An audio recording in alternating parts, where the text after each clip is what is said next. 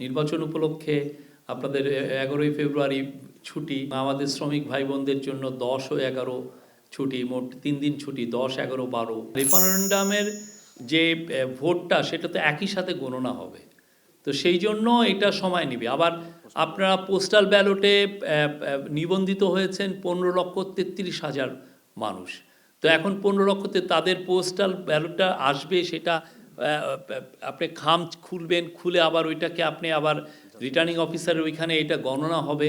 এই পুরো প্রসেসটাই আপনার একটু ডিলে হবে। এটাই সেই জন্য আমরা আগেই সবাইকে জানিয়ে রাখছি, কেননা ওই দিন দেখা গেলো যে একটু দেরি হচ্ছে দেখে অনেকে অস্থির হয়ে পড়তে পারেন। তো আগেই সবাইকে জানানো যে এই বছর আপনার মনে রাখতে হবে যে এই বছর শুধুমাত্র পার্লামেন্টারি ইলেকশনই হচ্ছে না 12 তারিখে, ওই দিন একটি জাতির জন্য খুবই গুরুত্বপূর্ণ রেফারেন্ডাম হচ্ছে।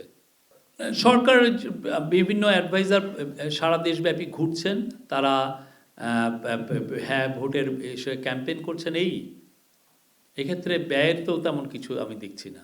নির্বাচন উপলক্ষে আপনাদের 11ই ফেব্রুয়ারি ছুটি এবং আমাদের শ্রমিক ভাই বোনদের জন্য 10 ও 11 ছুটি, মোট 3 দিন ছুটি, 10, 11, 12।